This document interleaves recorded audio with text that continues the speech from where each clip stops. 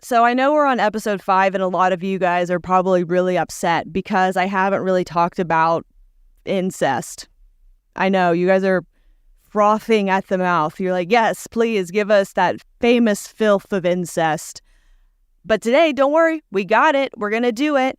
But the thing about history, the thing about it is that what we would consider incest today wasn't considered incest back then. Like marrying your cousin, totally fine, totally whatever. What was considered incest, and I'm talking about the revolutionary, post-revolutionary period, is if you fucked one of your in-laws. That was incest. For example, if you were a lass and you fucked your sister's husband, that is incest. Or if you're a dude and you fucked your wife's dad, that's gay incest. Woo! But we're actually going to be talking about that first combination of incest. And today we're specifically talking about a woman named Cary Randolph. And yes, she is the woman who I briefly mentioned in episode 2. She eventually marries Gouverneur Morris, but that's much later. And most of her life was marked by scandal, accusations of incest, and also accusations of killing her own baby. So I was like, seems filthy to me. So guys, welcome to American Filth. Thanks for listening. Cue the theme song.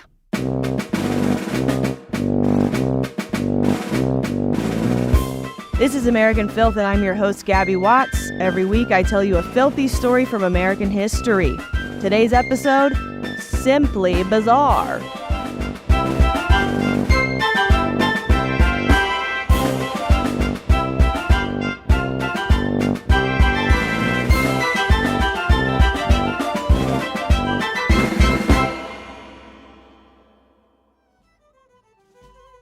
All right, so as I was saying, it's the late 18th century post-American Revolution. We're in Virginia, land of Washington, of Jefferson, and we're specifically going to go visit the family of the Randolphs. The Randolphs were a super notable family. Their family tree included Thomas Jefferson and then later on Robert E. Lee.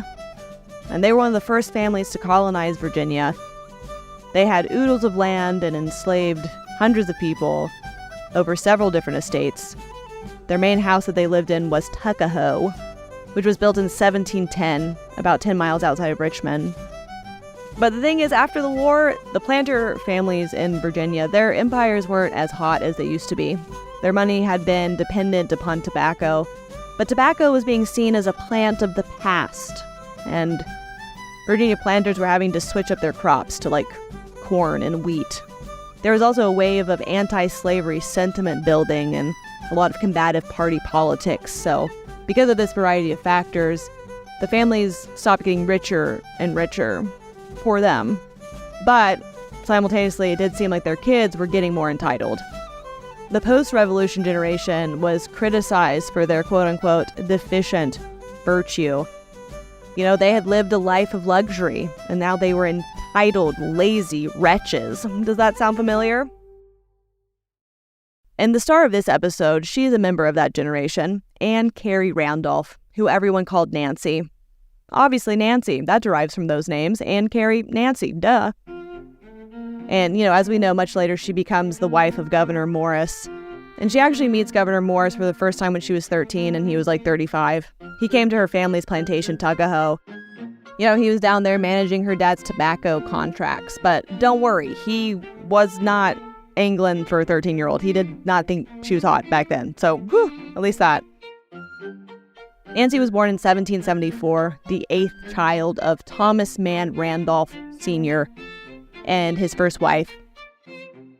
And as she was growing up, Nancy was a verified hottie and sexy lady amongst the landed gentry of Virginia. Some said that she was even quite fetching. And one of her cutest characteristics was that she had a little upturned nose. She was high-spirited and flirtatious and had many suitors. But when Nancy was 15, her life got real topsy-turvy. In March 1789, her mom died. And then a year and a half later, in September 1790, her dad remarried. And he married a woman who was half of his age, 17-year-old Gabriella Harvey.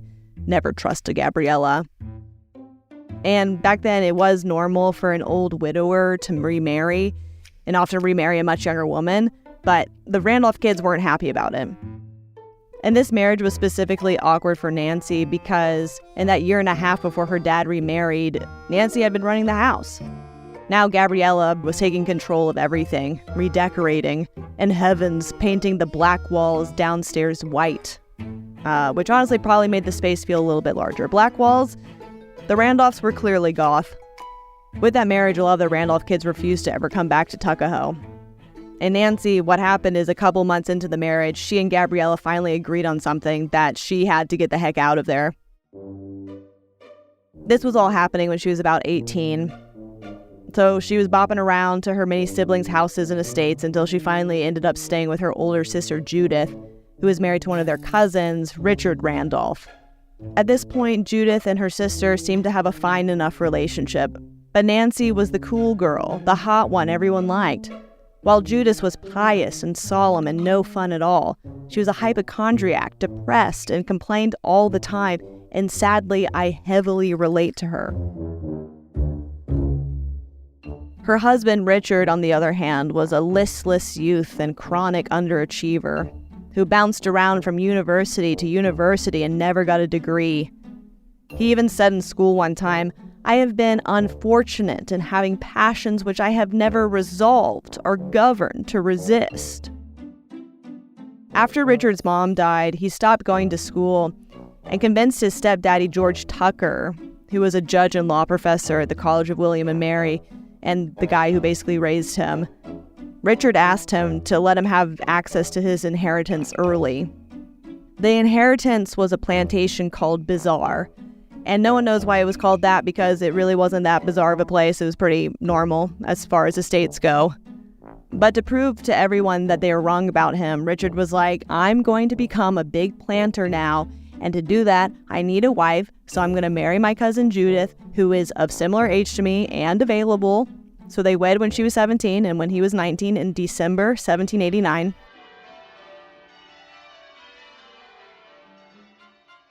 When Nancy went to stay at Bizarre, one of Richard's brothers also lived there, Theodoric.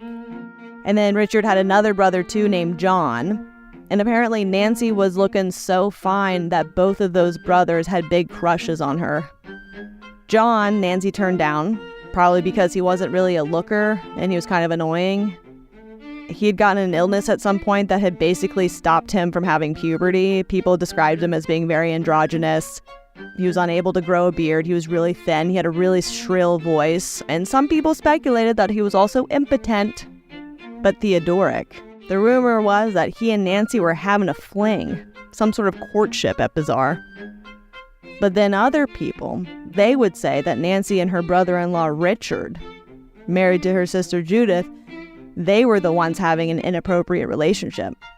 Some said that they seemed a little too fond of each other.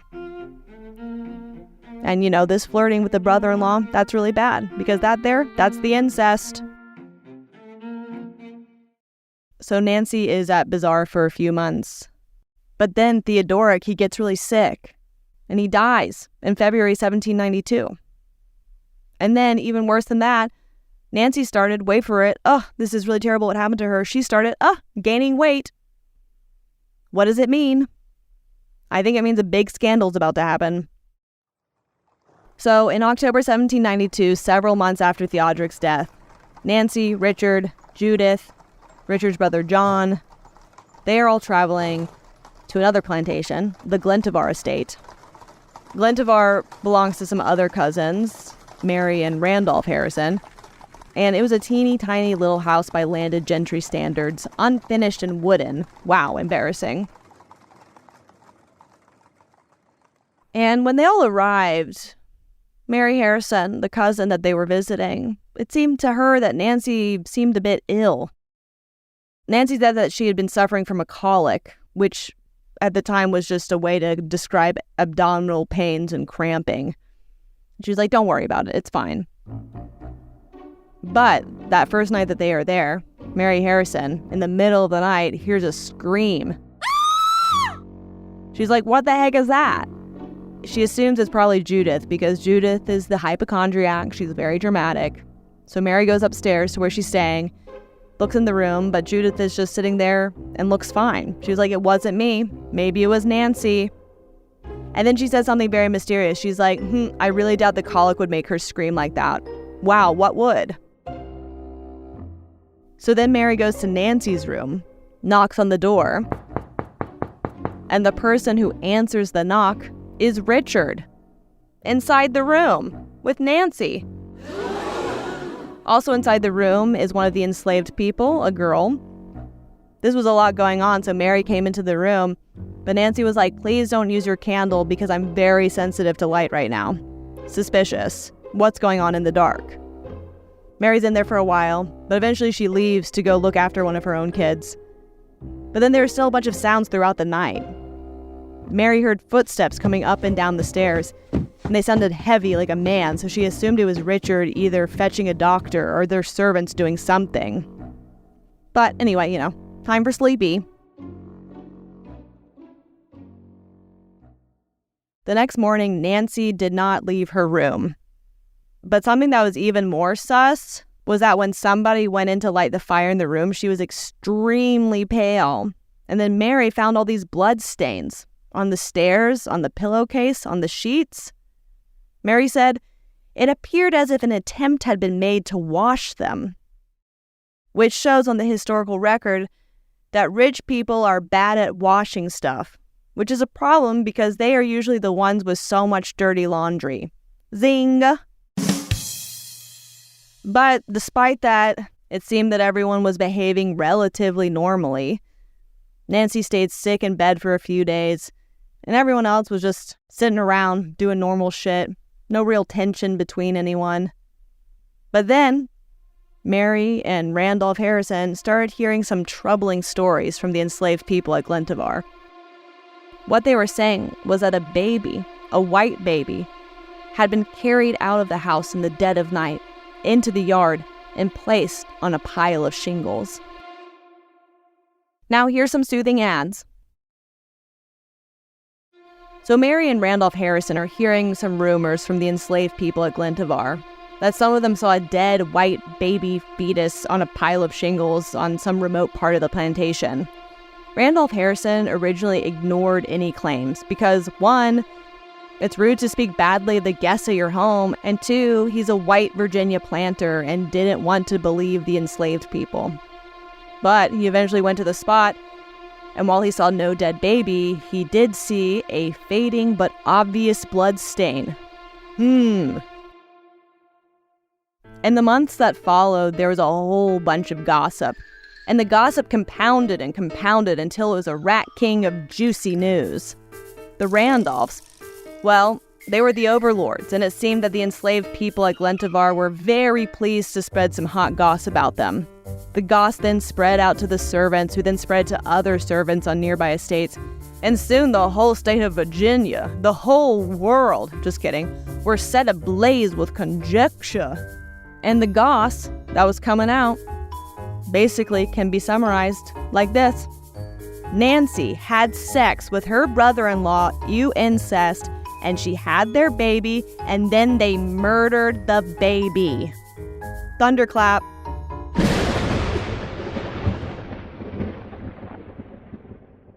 Back at Bazaar, Judith, Richard, and Nancy tried to carry on as usual. Just hanging around, hee ha ha, no infanticide here, ha ha.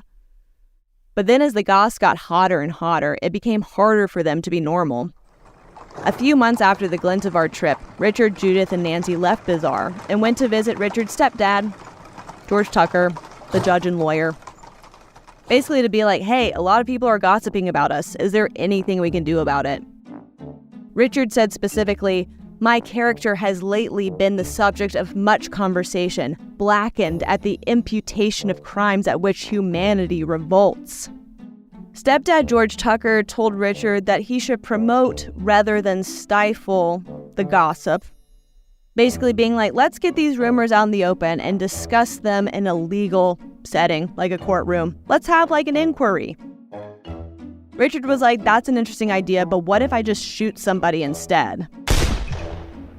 But alas for Richard, no one accusing him of infanticide and incest were willing to accept his challenge of a duel. So he was like, damn, I guess I'll just go to the courthouse, get myself arrested, and then face a court examination on charges of murder. And the thing is, no one really knows who brought the charges of murder against him. It might have been that his own lawyers did it just so that he could stop the gossip. And technically, it wasn't a trial. It was an examination to see if there should be a trial. And wowie, this is going to be exciting. The examination was scheduled for April 29, 1793, and it was going to be a huge event because it's the Randolphs. These are notable people. So, Richard and Nancy arrive at the Cumberland courthouse, facing the charges of feloniously murdering their illegitimate child. Already, Richard was at a big disadvantage with the public, unlike Alexander Hamilton and Thomas Jefferson and these other guys who had been accused of affairs. Richard was lazy and had no accomplishments. No one really had a reason to be on his side. But to make him seem more sympathetic, he hired some very fancy lawyers for oodles of money. One of the lawyers was a young John Marshall. This is before he was on the Supreme Court. But at the time, he was super hot because he was really good at law, and also he had served as an officer in George Washington's army. So, that's a good one. The other lawyer was living legend Patrick Henry. He was the one who said, "Give me liberty or give me death." And Richard was like, wow, now that I got these two dudes representing me, they're going to make me seem like I'm such an honorable guy. So let the games begin. The court starts calling witnesses. A lot of them are from the Randolph family. And one of the big arguments was whether or not Richard and Nancy were too friendly or just having a normal brother and sister-in-law relationship. As I said before, some people said that they were too fond of each other, and some people had even witnessed imprudent familiarities. Other people testified that they had seen Nancy and Richard kiss. Other people were like, no, that's just like friend and family stuff. The other argument was that Nancy seemed like she looked preggo. Some people were like, yeah, she was definitely trying to hide a pregnancy, and other people were like, nah, she wasn't, and that's rude to say. The most obnoxious witness was Mary Cary Page, Nancy's aunt, who seemed to really dislike her.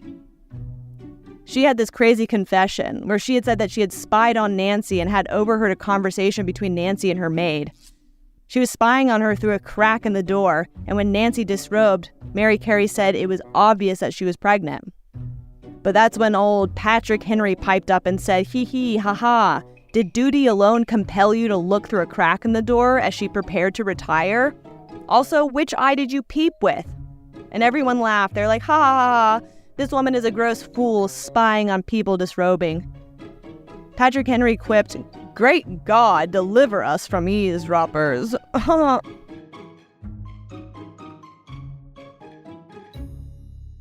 Thomas Jefferson's daughter Patsy was called up. She was married to Nancy's brother, Thomas Mann Jr., and she was a good friend of Nancy's. And she had said that before Nancy and the rest of the party had gone to Glentevar, she had given Nancy a medicine for the colic that she was experiencing. And this was sus because the medication that she had talked about was a known abortive. But then some people were like, I mean, sometimes it's an abortive, but like sometimes it's not. I know a lady who took it and the baby was fine. And the issue with all of this is that Virginia law prohibited enslaved people from testifying. So no one who actually saw or claimed to have seen the baby could be called to the stand. And that's what Patrick Henry used mostly as his defense, that most of the rumors about the Randolphs came from the enslaved people, both legitimizing their claim, but also ruling it out. And then Marshall, his defense was basically like, duh, Nancy and Richard have a close relationship. They live in the same house. He also said, Nancy was a needy and overindulgent person. She had been nursed in the lap of ease and indulgence. She had been accustomed only to wish and to find her wishes complied with. And then he was basically saying that Richard had stepped in as her father figure, recasting him as a protective patriarch. Wow, he is such a good person. At the end of the examination, Richard was acquitted. The Cumberland County Justice proclaimed Richard not guilty of the felony of which he stands charged. Or really, not guilty of the felony that he accused himself of so that people would stop gossiping. Unfortunately, when there's a good piece of gossip, you're not going to just let it die like that. People continued to chatter. George Tucker tried to write some articles in the newspapers, vouching for Richard. But people started seeing Richard as a vile seducer, and they saw Nancy, on the other hand, as his victim. After the examination, Judith, Richard, and Nancy returned to Bizarre. They just had to live with it. And then 3 years later, Richard died under very mysterious circumstances.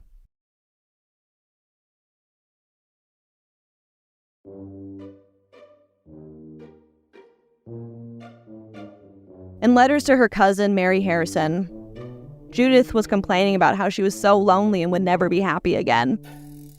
I mean, same. But I would say Judith had a pretty good reason to be upset. It's 1796, and her husband, Richard, had just died under very mysterious circumstances. The mysterious circumstances were that he suddenly got really sick, had a high fever, and became delirious, and then he died. I think I solved the mystery. He had a disease. After the untimely death, Nancy was still living at Bizarre. And once Richard was gone, Judith mega hated Nancy, treating her like she was a servant and calling her the blaster to my happiness. I would say something redeeming about Richard is that before he died, he had drafted up a will that freed the 200 enslaved people at Bizarre. But of course, it was upon his death, not during his life, which is kind of like, well, maybe you should have done it while you were alive and then figured out how your wife would survive, with money and stuff. Judith followed the will, made sure that happened. And so now they were really tight on cash. They were also tight on money because Richard's brother, John, had started using the Randolph estate money to get his political career going.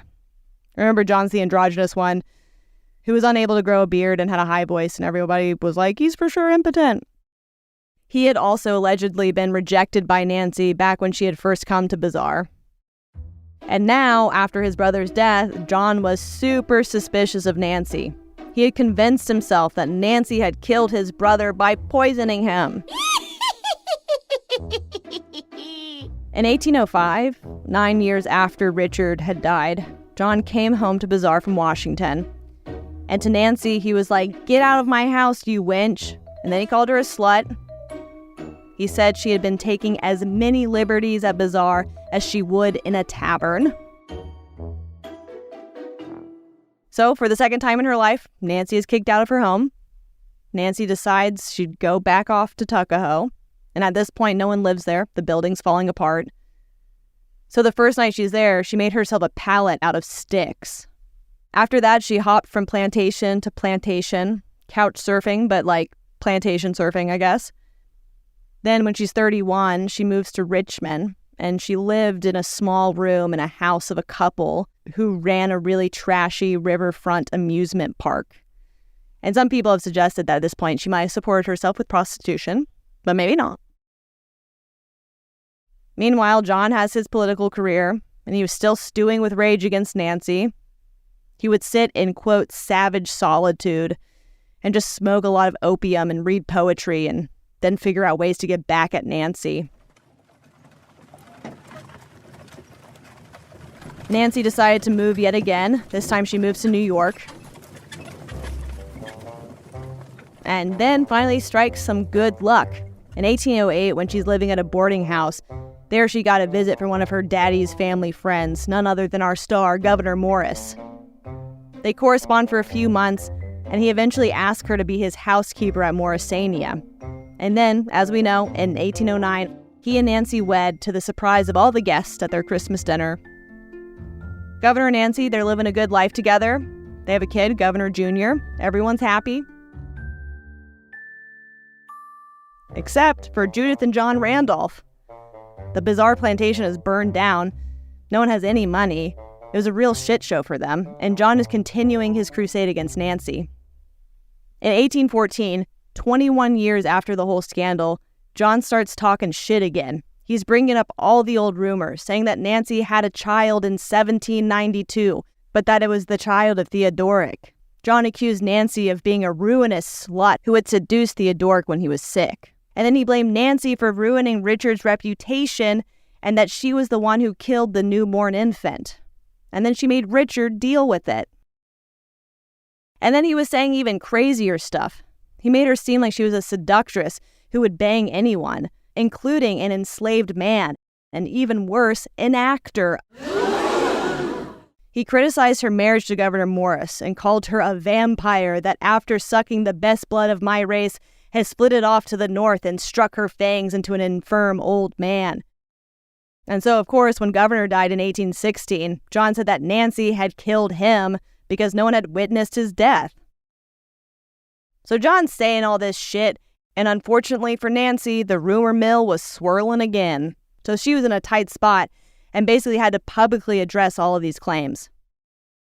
So what she did is she wrote an autobiography. In it, she talked about how her Randolph relations had abused her terribly.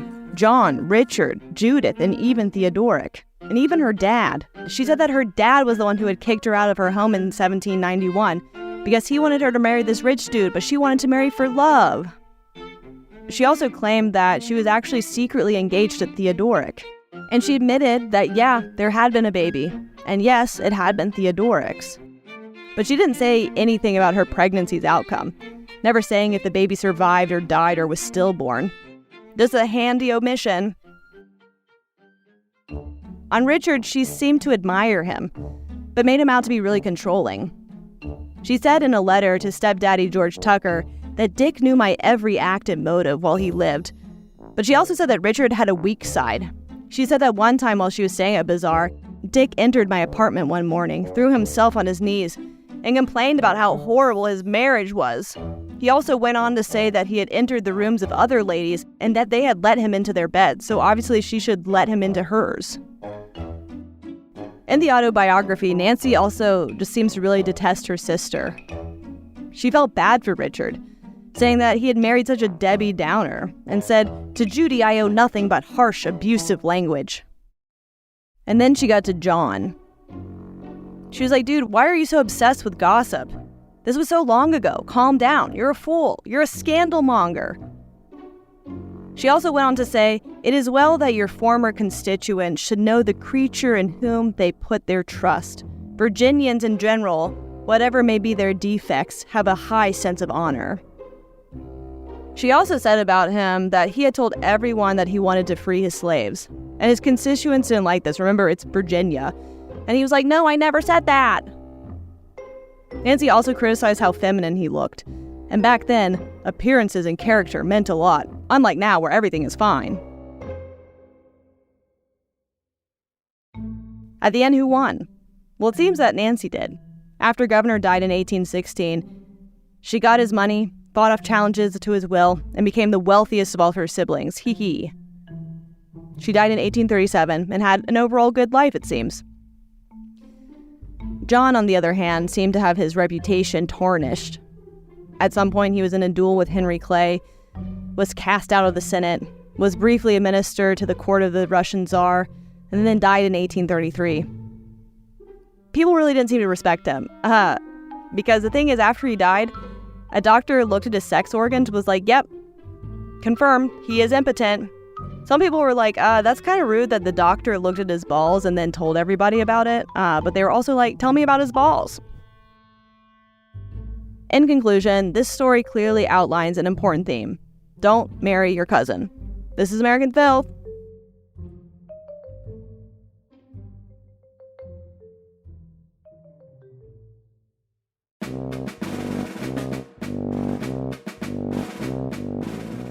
American Filth is a production of School of Humans and iHeart Podcast. This episode was written, sound designed, and hosted by me, Gabby Watts.